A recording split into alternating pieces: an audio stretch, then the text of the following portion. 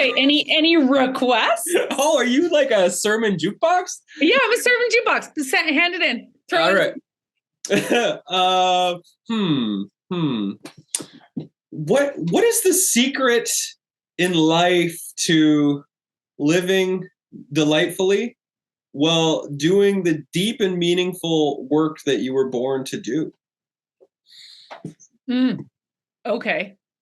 No pressure. Yeah. Let's give that a go. Okay, so to live delightfully, I'm going to start with live delightfully. To live delightfully, we need to be willing to feel pain. Delight, joy, pleasure, sweetness, satisfaction, like the real settling of delight is not possible without feeling grief and disappointment and sadness and envy and just like the whole range. So the greater our capacity to feel a range of real feelings, the greater our capacity to feel the range of real feelings. And we don't get the delight and the sweetness without the reality that life is suffering. Or life is pain, whether or not we suffer, something else.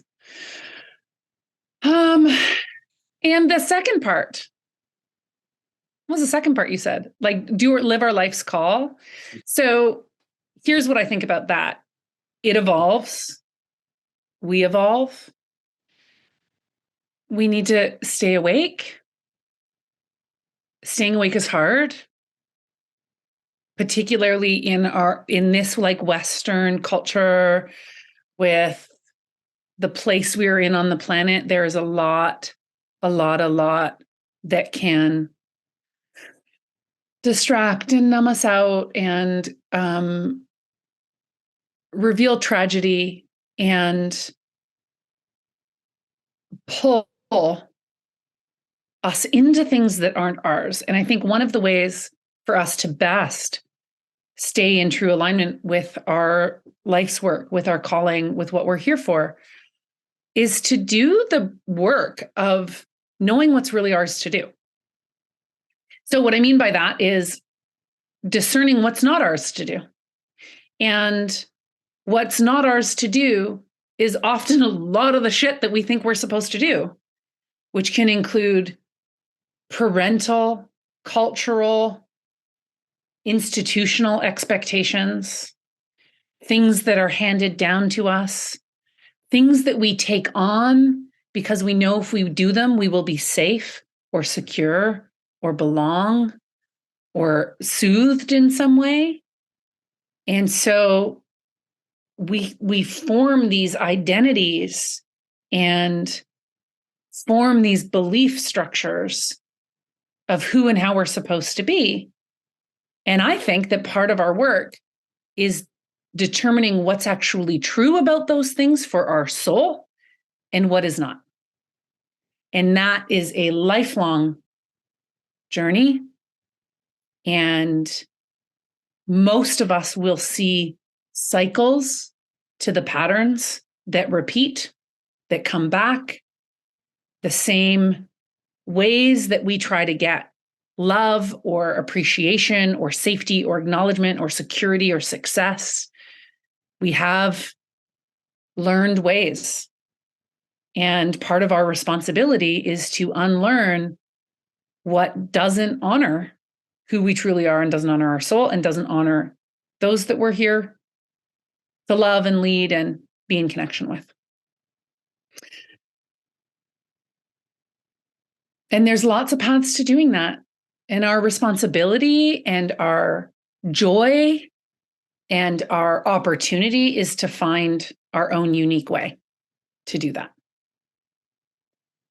End sermon. Bam!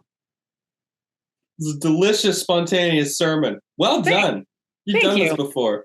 Thanks for asking. That was fun to just be like, all right. Well, it was great to just like offload the fact that I had nothing prepared mentally or emotionally today. And so you did wonderful.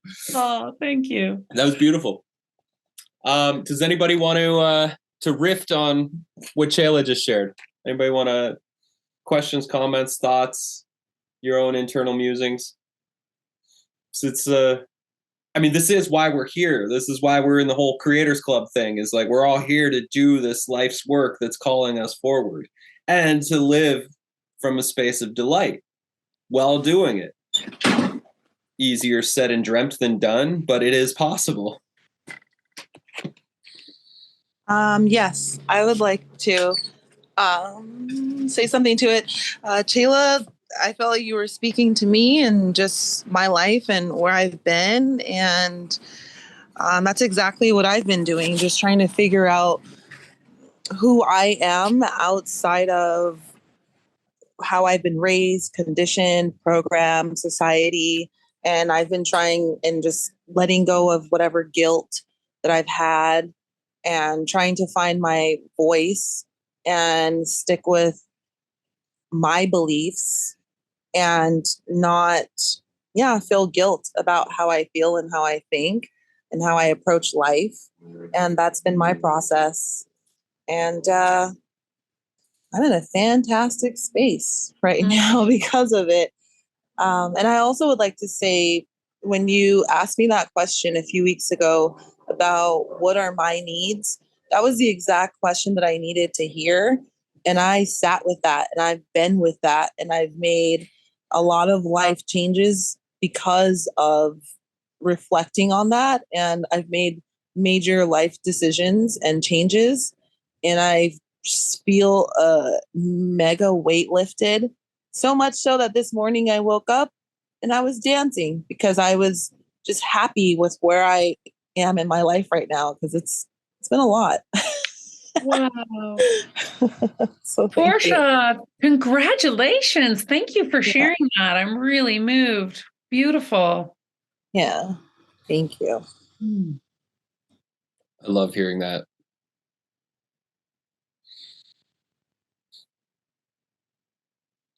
Anybody else want to chime in?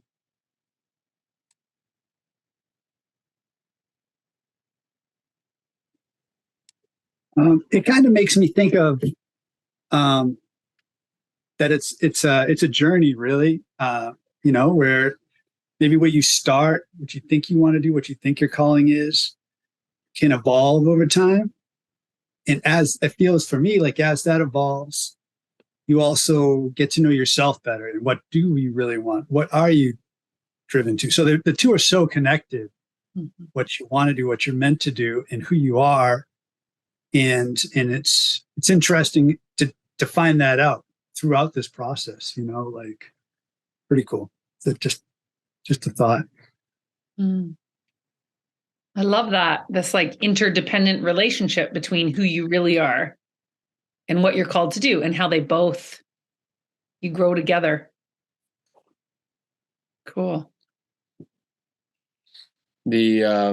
Oh, Silas, you're talking. You're not muted, but your volume, you didn't come through. Oh, we're still not hearing you. Maybe unplug your headphones for a second and try again. Right. There we go. Now we hear you. Yeah? Yep. Sweet. Yeah, no, it's on point for me. This is, I guess, part of my share for today's thing, but I spent last week just really agonizing about whether to renew my acupuncture license or not. I haven't practiced in 4 years. 2 of those years was parents dying, and then 2 years was COVID. And it's like, well, maybe this is the year. And it just seems more and more untenable that I'm going to actually get back to practicing, but I had a real hard time letting it go because of it was part of that an identity of being on purpose that was really meaningful to me for a long time, but now it's changed to something else. But I haven't been able to. I renewed the license just so I could defer the mental anguish to another day, but yeah, I experienced that tension a lot last week. Thanks for sharing that. That's a big deal. It's a big deal. remember when Celeste, my wife, let go of her RMT, which was a part of her identity for 9 years. And she renewed it for several years to keep her license to practice for several years, but didn't really use it. It wasn't worth the investment until finally she did decide, like, this is not me anymore. And she did let it go. And I remember that was really powerful for her as a part of her thing. Cause I mean, to go through that training, you invest so much time and energy to get trained in those skills, whether it's acupuncture or massage or whatever facilitated training you go through. So yeah, it is a big decision. Yeah, it was 15 years of my life. And I really feel like it's powerful medicine. I would like to return to it, but I'm constantly torn between what I'm working on now, the unknown of that, and the familiarity of doing it, doing acupuncture. And so the debate I was having last week was about, do I burn my boat? Like, there's that kind of famous personal motivation story about, I forget, it's like some raiders on an island that they escape by boats, the boats they came on, or charge forward, for glory and treasure. And they decide to burn their boats and fight on, just basically shutting that back door. So that was the kind of tension I was feeling, like, do I need to burn my boat to make progress in the thing I'm actually doing right now? Anyway, that's just a meditation. It's a powerful meditation to sit with. The thing that came up for me with Chela's sermon was the ultimate version of ourselves, the ultimate version of the life we're trying to create. For myself, as the practice has always been like, what mini alignments can I adjust today to move myself towards where I'm trying to get to? I mean, obviously being clear on, like, what is the vision for who I want to be? What is the vision for how I want to live my life? What is the vision for the work I would love to be doing on the day-to-day basis? What is that? And then what are the mini alignments I can make today that may only take 5 minutes of practice or 10 minutes of practice? How can I encompass or incorporate as many of these mini alignments into my day-to-day life every day, so that those become habituated, which eventually become our reality? And like, that's where I started with where I am right now with pro golf. Is like, I couldn't afford to play golf, so I just went to the park down the road for my early days as an entrepreneur, and I dug up a hole and I put a stick in the ground and I hit golf balls into that stick. And then when I got the courage, I started sneaking onto the putting greens at the private golf clubs and just using their practice facilities for free. And then eventually I got a membership. And so it was like, those were mini alignments. I wanted to play pro golf. I didn't have money. So those are the ways that I could practice. And, adding fitness now as a part of that journey. And I'm going to be doing hypnosis with a coach coming up here as a part of that journey. Like, these are just minor adjustments that help to eventually lead to the ultimate outcome. And the same goes for business. Is like, what are the small things that we can do today that lead to where we're trying to get to in our future? And how can we bring as much delight as possible to those choices and those alignments?